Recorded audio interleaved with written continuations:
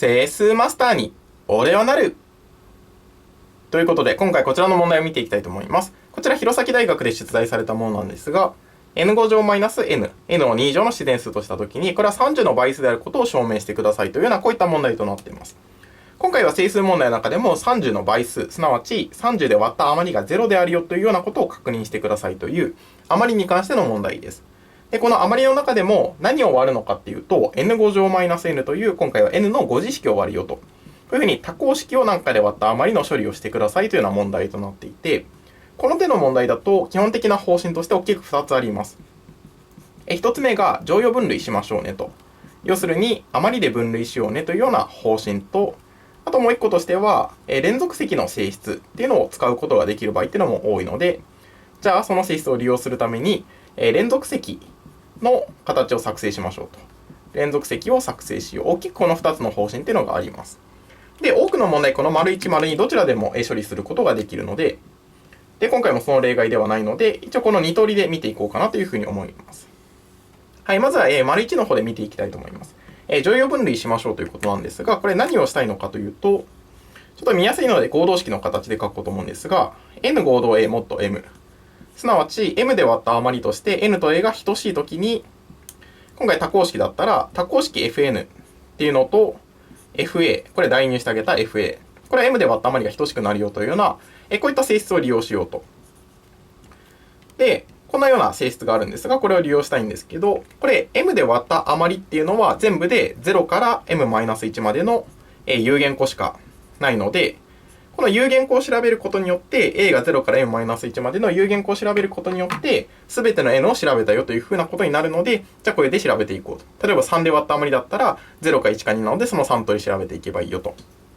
こういった性質を利用しようねっていうのがこの乗用分類というものです。余りで分類をしてあげて、それであとは代入して調べていこうと。で、今回は n5 乗 -a なんですが、ちょっとしたコツとして、この多項式の場合でも今回 n でくくってあげて、n4 乗 -1 というような、こういった偶数乗を作ると、ちょっと楽になったりするので、今回あえてこういう風な感じでちょっと見ていきたいと思います。理由としては平方乗用というものがあるんですが、それが限られているよっていうのを使うことができるんですけど、とりあえずちょっと見ていきたいと思います。まず n っていうのを、今回30で割った余りなので、2で割った余りと、もっと2と、3で割った余りと、5で割った余りを調べていきたいと思います。30の倍数ってことは、2の倍数偶数かつ3の倍数かつ5の倍数だよということを言いたくて、30で割った余り全部で30通り倍分けするのは大変なんですが、こういうふうに分解することができるので、じゃあまず、もっと2でいきましょうと。じゃあ、n と0っていうのを2で割った余りが等しい。すなわち、これ n が偶数の時。あまり合同式に慣れてないよという人は n イコール 2k みたいな感じで思ってくれればいいんですが、n が偶数の時はどういうふうになるのかっていうと、これの時っていうのは、もうこの2つの積っていうのがあって、もう左の方が偶数になっているので、それはこの代入した値としても偶数になるよねと。この値としても、ここは偶数だったら偶数に何かかけてもそれは偶数になるよねと。で、じゃあ今度、2で割った余りが1の時。要するに、n が奇数の時っていうのはどういうふうになるのかということなんだけど、この場合は n4 乗 -1 の方。ここっていうのが、1の4乗 -1 というふうな感じで、この合同式の性質、これ代入してあげて、2で割った余りがこういうふうになるよと。すなわち、2で割った余りが0になるよということなので、もし n が奇数の時っていうのも、これ奇数4乗したら奇数で、1引いたら偶数になるよねということなんですが、この n4 乗 -1 っていうのが偶数になるので、n4 乗 -1 っていうのは偶数になるよということで、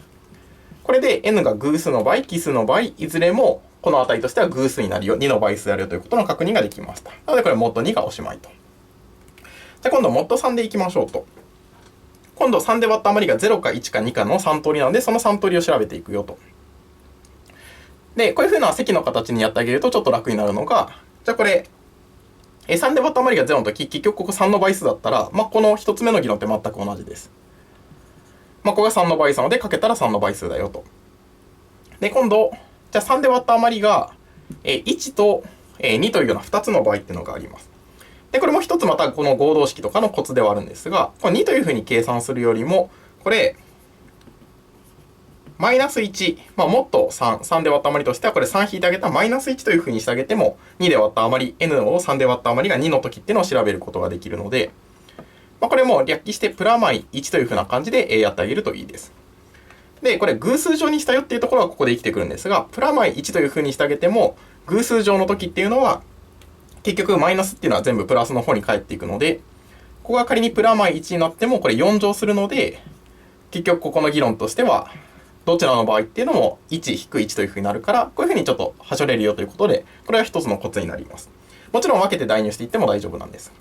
はい、いずれにしろこれ n を3で割った余りが1、2の時っていうのが n4 乗マイナス1が3の倍数というふうになるので、ここが3の倍数と。で、これでおしまいです。はい、じゃあ今度、もっと5で割った余りに関して注目していきましょう。もう一つ目は同じですね。n が5の倍数だったら、5の倍数かけ何かは5の倍数だよということでおしまいです。はい。じゃあ今度、じゃあ n が5の倍数じゃないときっていうのは、候補としては、1、2、3、4というふうに全部で4通りあるんですが、まず3っていうのは、5引いてあげればマイナス2と、4っていうのは、5引いてあげてマイナス1と。なのでここはプラマイ1、プラマイ2というふうな感じで、プラマイを使っていくといいんですが、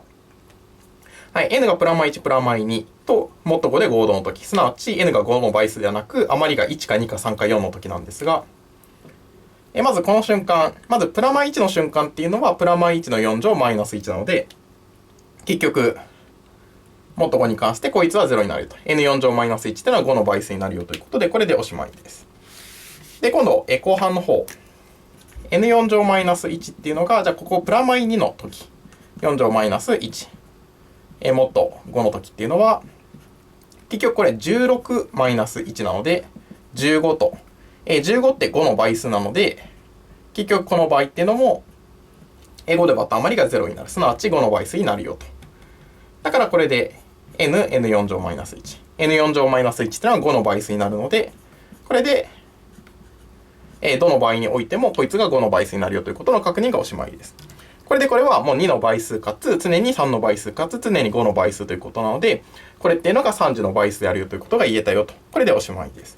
なので乗用分類するときにはこんな感じで、余りがどういうふうになっているのかっていうふうな感じで分類してあげようねと。特に合同式を使ったりとか、こういうふうに偶数乗とかプラマイとかの工夫をすると、ちょっと計算が楽になったりします。はい、じゃあこれが丸1の方針なんですが、今度、丸2の方を、じゃあ連続積を作成しましょうねということなんですが、これどういう知識があるのかというと、連続する n 個の積っていうのは、これ n の階乗の倍数というようなこういった性質があるので、こいつを利用していけばいいんじゃないかと。例えば、4×5×6 みたいな、例えば連続する3つの整数の積だったら、ここに3の倍数っていうのがあって、ここに2の倍数っていうのがあるので、3×2 の倍数というふうになって、全部で6の倍数、3の階乗の倍数というふうになるよと。例えば連続する5個だと、例えば8、9、10、11、12みたいな感じになったときに、5の倍数っていうのがあって、4の倍数っていうのがあって、3の倍数っていうのがあって、2の倍数っていうのがあるので、結局、5の倍数があって、4の倍数があって、3の倍数があって、2の倍数っていうのがあって、結局5の階乗の倍数になるよねというふうな感じの、こういった性質っていうのがあります。なので、これを利用しようねということで、これを利用するために連続積を作成していくよと。これが方針の2つ目で、じゃあ今回、方針2の方でいくと、n5 乗 -n。積の形を作成したいので、こいつを因数分解していきましょう。n4 乗 -1 と。で今回、結局 n 次乗の次乗、-1の次乗で、次乗というふうな塊で見てあげると、n 次乗足す1と n 次乗 -1。和と差の積に分解することができました。で、ここ右の方、n 次乗 -1 っていうのは、ちょっと先にこっちに書きますが、n 足す1と n-1 と、さらに分解することができ、こういうふうになったよと。で、今これ、n-1、n 足す1っていうのは、1個飛び1個飛び1個飛びということで、連続する3個の整数の積というふうになったので、これで連続整数積が作成できたよと。で、さらにもうちょっとやっていきたいんですが、今回この n 次乗足す1っていうのが、まだ仲間外れになっていて、ここも連続積にならないかというのをやってあげます。で、どうするのかというと、n-1、n 足す1っていうのがあるんだったら、じゃあ、あと n 足す2っていうのがあると連続するし、まだ1個前の n-2 っていうのがあると連続するよと。これが無理やり用意できると n-2、n-1、n、n たす1、n たす2ということで連続する5個の整数の積が作成できますよと。で、今、ここの部分っていうのが n 次乗マイナス4というふうになっているので、プラス1というふうにするためには5を足してあげようねと。5を足してあげて、で、これでちゃんと n 次乗足す1になるように辻褄を合わせました。はい。で、こういうふうにすることによって、これ一回展開すると、ちょっと順番を書き換えますが、n-2、n-1、n、n たす1、n たす2と。で、足す、この5の展開の方が来て、n-1、n、n たす1。というふうになり、全部で連続積の形になったよと。じゃあ、ここの部分っていうのが、連続する5個の整数の積なので、5の階乗、すなわち、これ120の倍数になっていて、じゃあここの部分、n-1、n、n たす1、連続する3個の整数の積なので、3の階乗、すなわち6の倍数と。で、6の倍数を5倍しているので、ここ30の倍数。で、これも120の倍数なので30の倍数。30の倍数だと30の倍数なので、これは30の倍数だよということで、これで証明することができました。はい。ということで、こんな感じで連続積を作成するときには、こういうふうにちょっとそうなっていない部分とかもあったりするんですが、それを無理やり調整したりすることができる場合っていうのがほとんどなので、そういうふうにやってあげると、ただ計算していけば、確認することができるので、結構この丸2の方が早いことも多いです。いずれにしろこの丸1、丸2、2つの方針があって、今みたいな感じでできるので、一応この2つがあるよということで紹介をしました。はい。ということで、今回は余りに関しての話ではあったんですが、多項式を割った余りに関してはこうですよということなんだけど、じゃあ2の n 乗とか3の n 乗みたいな、そういうふうな指数式の場合っていうのもあったりします。その場合っていうのはこういった処理っていうのは基本的には通用しないので、その場合の処理っていうのはまた後ほどの問題で扱っていこうかなというふうに思います。とりあえず今回はここら辺で、また見てください。バイバイ。